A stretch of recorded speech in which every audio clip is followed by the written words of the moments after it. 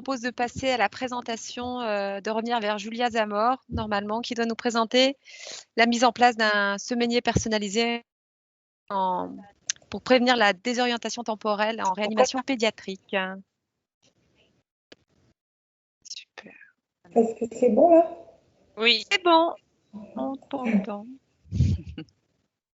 Attends, je vais le mettre en plein écran.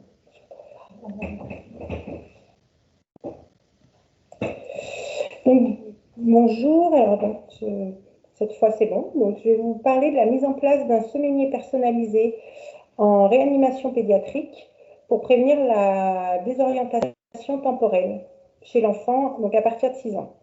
Rapidement, je suis auxiliaire puériculture en réanimation pédiatrique à l'hôpital Femmes-Mères-Enfants près de Lyon. Juste un petit rappel sur le service parce que ma collègue a déjà présenté tout à l'heure. Il s'agit d'une réanimation polyvalente, médicale et chirurgicale qui accueille des enfants de 0 à 18 ans. Il n'y a pas du tout de néonatologie. Le semainier, donc d'où est né ce projet? En fait, c'est dans le cadre d'une réflexion sur le mieux vivre la réanimation et afin de mettre en place au service différents supports au développement de l'enfant que mon attention s'est portée, en fait. Enfin, mon attention s'est portée surtout sur les signes de désorientation temporelle. Cette symptomatologie a retenu mon intérêt et m'a engagée dans un travail de fond afin de mesurer, prévenir et limiter les impacts négatifs de nos séjours. Pour avancer dans ce cheminement, je me suis d'abord intéressée aux différentes études qui auraient pu être faites sur cette notion et son interprétation à l'hôpital. Alors en pédiatrie, en fait, il y a peu ou pas du tout d'études. Il y a eu des recommandations qui ont été émises lors de la 6e conférence de consensus en 2009 sur le mieux vivre la réanimation, concernant les mesures à prendre pour traiter les inconforts, les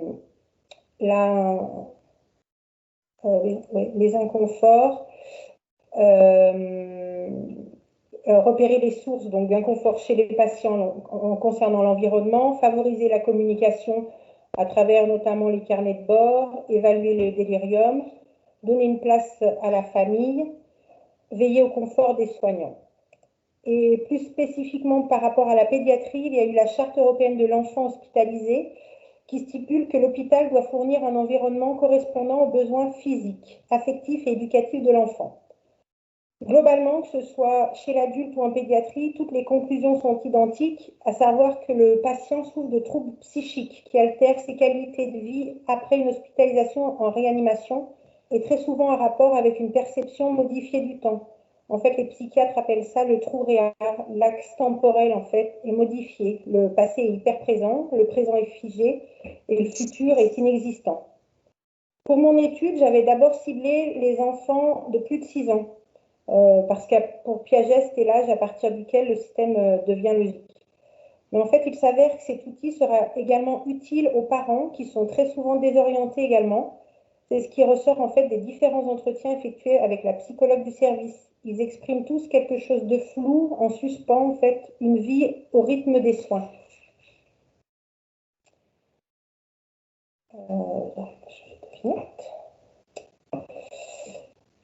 Du coup, j'ai distribué des questionnaires aux patients, aux familles et aux soignants. Ces questionnaires traitent pour les patients de la notion du temps et de l'hospitalisation en réa, pour les parents de la notion du temps, de la perception du temps par leur enfant, et pour les soignants de leur ressenti, de leur connaissance des symptômes et des facteurs favorisants. Excusez-moi, Julia.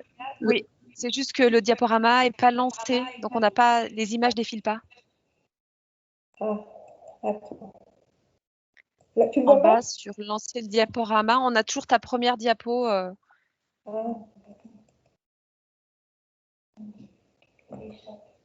En bas, le petit onglet lancer le diaporama. Super. Voilà, sinon, faites les défilés comme ça. Ouais.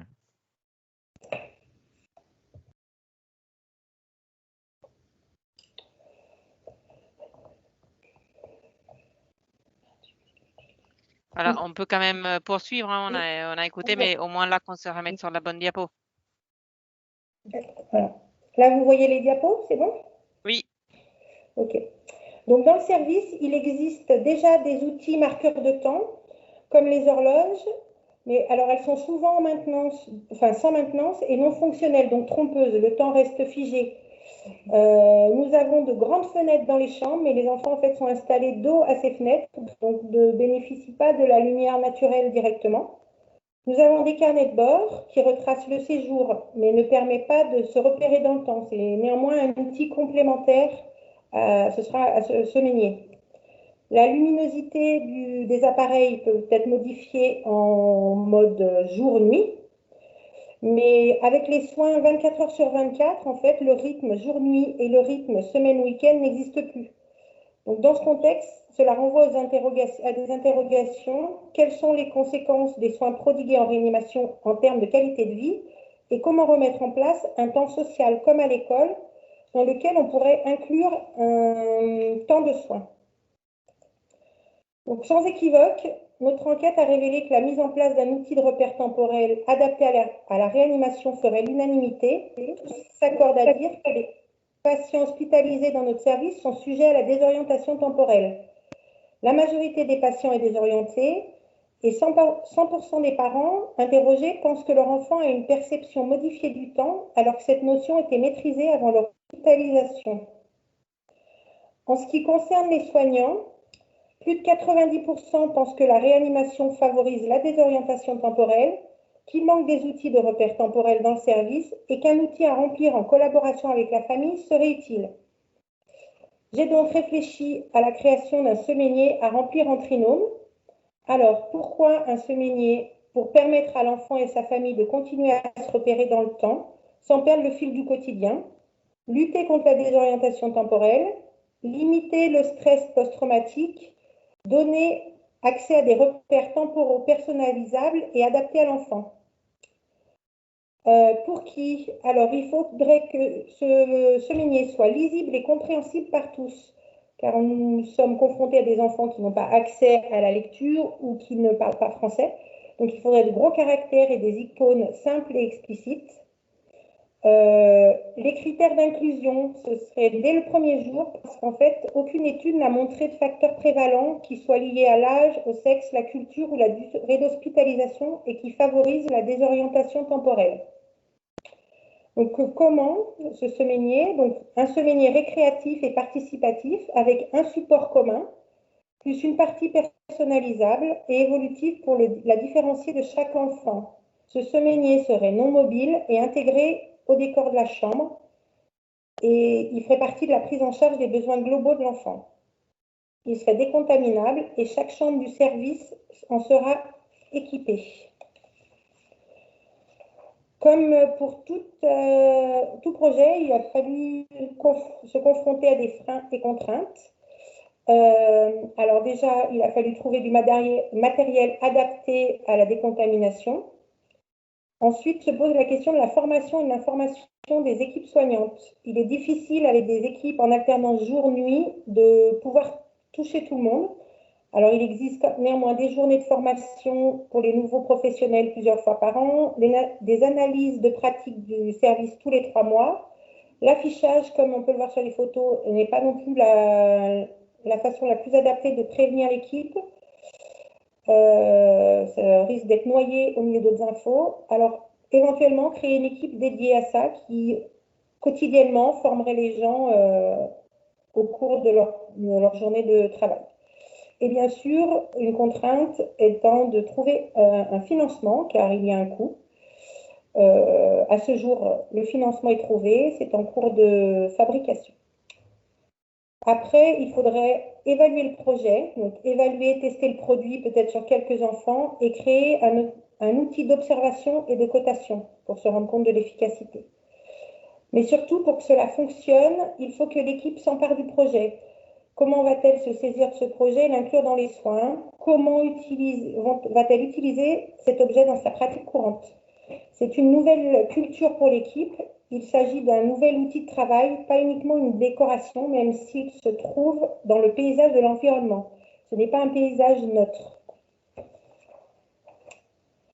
Donc, en conclusion, je dirais que la réflexion de la prise en charge de ce problème est déjà soulevée chez l'adulte. et a amené beaucoup de mise en place de mesures correctrices. En pédiatrie, il y a des études pilotes dans certains pays nordiques sur la prévention de l'état de stress post-traumatique, avec la distribution à la sortie de l'hospitalisation de livrets avec la description des symptômes pour que les parents puissent être alertés s'ils détectent quelque chose. Néanmoins, la prévention de la perte des repères temporels ne peut pas s'arrêter à une pile dans une horloge ou un calendrier, comme voudraient le faire sous-entendre les résultats des questionnaires. Bien sûr, d'autres pistes sont à étudier, comme par exemple des lampes de luminothérapie ou des abonnements à un magazine, comme c'est déjà fait chez l'adulte, avec un journal qui arrive tous les jours, une date pour suivre le cours du temps. Et si je donnais quelques messages à retenir, c'est que les séquelles affectent les enfants, mais également la famille. Il est important d'anticiper l'après. La participation de la famille est recommandée. Et la prise en charge d'un enfant en réanimation, qui est un service pourtant de haute technicité, passe aussi par cette réflexion, car les conséquences sur l'enfant et la famille ne sont pas négligeables. Je vous remercie.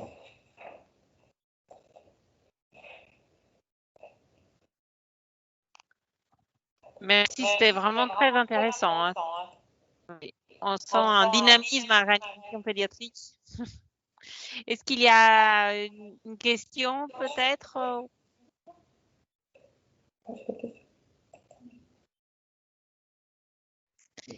Bon, s'il n'y a pas de questions, j'avoue, comme on a un retard terrible,